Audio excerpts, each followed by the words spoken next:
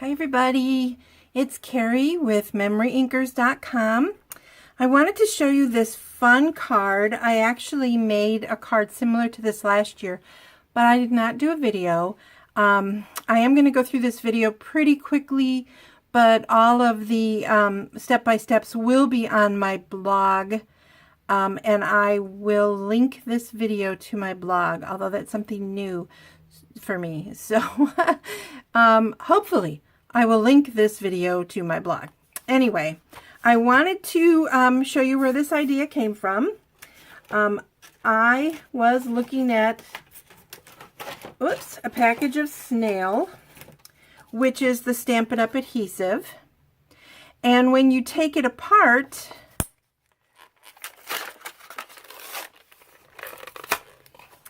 you end up with this clear box. And it was sitting on my table, and I thought, man, that kind of reminds me of a ghost shape. Now, maybe it doesn't to you, but it still does to me. So that's where this idea came from, to use these SNAIL things that you would normally throw in your recycling bin and create something fun with them. Then I had to figure out how to cut out the hole for it, which I will tell you, my first few attempts were not pretty. They were not pretty at all, even remotely. So just be patient with yourself.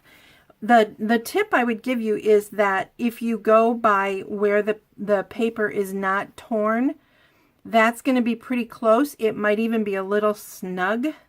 So here is one that I have completed. And so you get the general idea of how it came about. So you want to hold on to this because this is important. Then what you're going to do is you're going to pick your background paper. This one's a little bit different than my finished one. And you're going to want to adhere it with your fast fuse or some very strong adhesive. And because we're going to be cutting it out, we're going to get a little bit crazy. So the fast fuse is on sale right now. You buy the actual container that has adhesive in it, and you get 2 refills for free. So, and that's only available until October 10th, 2017. So it's a pretty awesome deal. And it gives you a chance to see how to use it.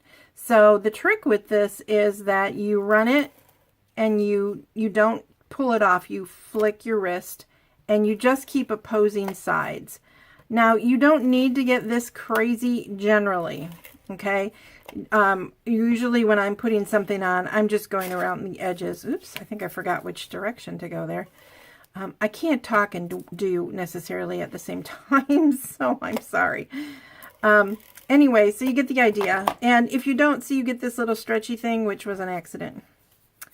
And there's a video on my blog a couple days ago, the Stampin' Up! Video that tells you how to do this.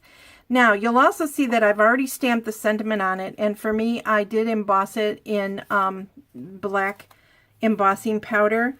And then you're going to want to adhere this to your piece of black cardstock. The black, oh, I can't see it on this. Hold on, I'm going to move this where I can see it.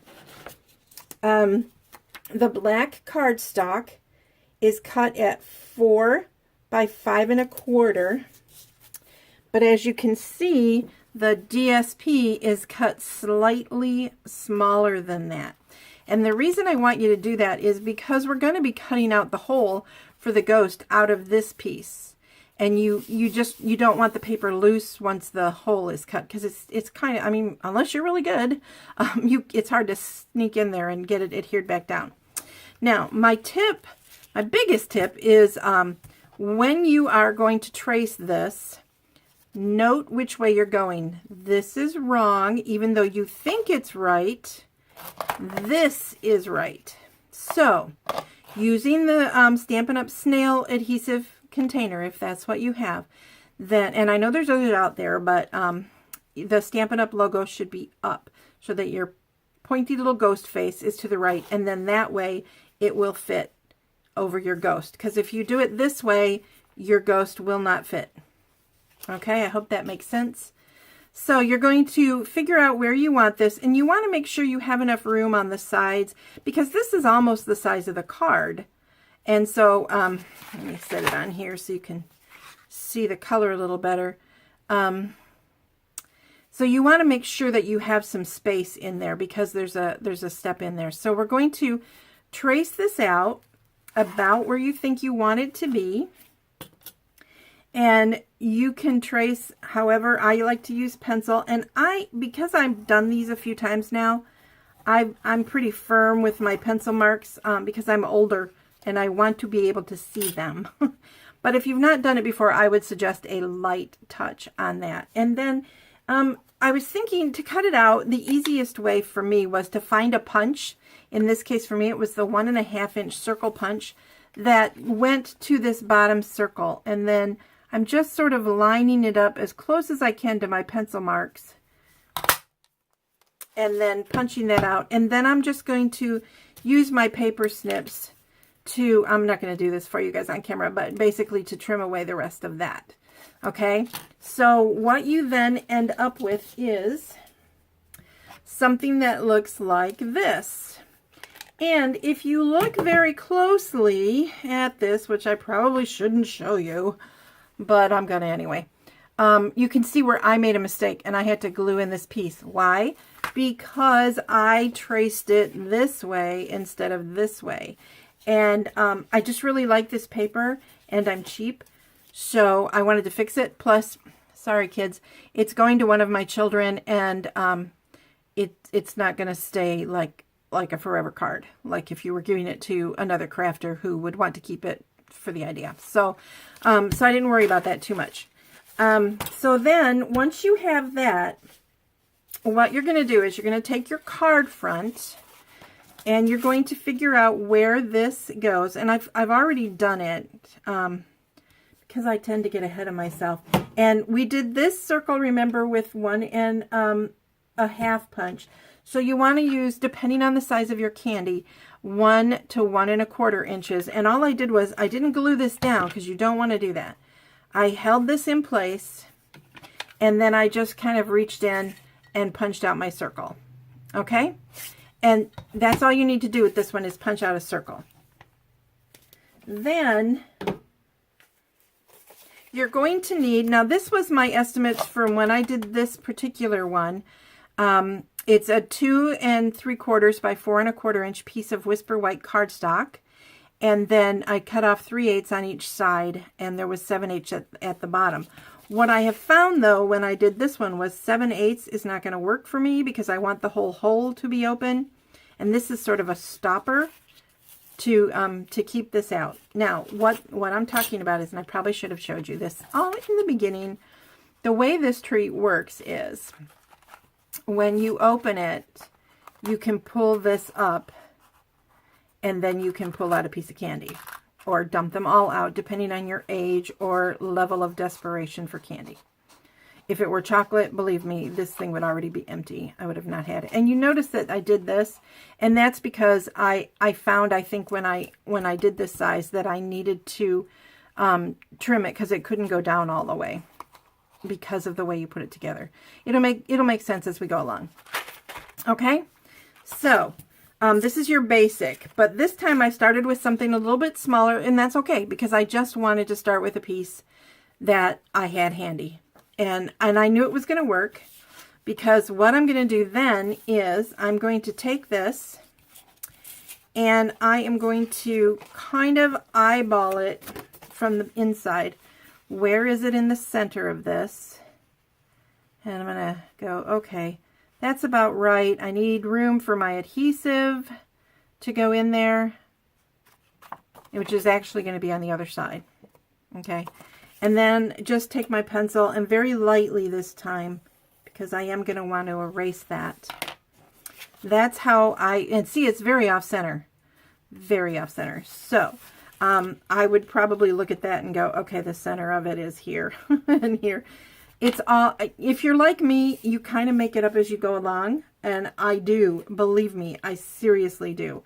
But I wanted to know about the size of the hole that I was going to be making in, trying to cover, because I don't want, okay, I'm really hoping that the third time is the charm. My camera, for some reason, cut me off, so I'm hoping I can finish this. So I'm going to try and go really fast. I think this is where I left off, where I showed you about cutting these down. I trimmed this edge with the awesome scallop tag topper punch. And then the one thing I didn't tell you before, so maybe that's why the video goofed, is you should put a piece of Whisper White cardstock down that is smaller than your piece that's going to cover it, so that when you can see when the ghost is cut out, it will be white underneath, like that, instead of the Peekaboo Peach. So you're going to punch the hole, which I believe I showed you. I set this on there and just eyeballed it and then punched the hole so I could see where it was. And then you're going to also do a slit that will be large enough for your little stopper. This is going to stop the candy from coming out. And you want to pull it all the way up. Then you've got your trick or treat that you put together. You're going to use some tear and tape to hold this in place. You want to fill it in with the candy and then remove your sticker. Then the best way to put this on is to kind of, you want to keep this up out of your way, is to kind of do it like this. And the only way you can really see if it's straight is if you are, like, your head is under here. So, or you're really good. Like, look, that would have almost been perfect, but not quite. But, and then this piece will go up and down, and it'll be filled with candy like this. So this is how it works. You pull it out, there's your candy. And all of the sentiments are all done with the Creep It Real, which is in the 2017 Holiday Occasions catalog, holiday catalog, sorry. I also got the eyeballs from the awesome black rhinestones that are also in the Occasions catalog. I'm so kerflumped because of getting messed up. So hopefully you guys are seeing the whole video now. Step-by-step details will be on my blog at MemoryINKers.com. Happy Halloween.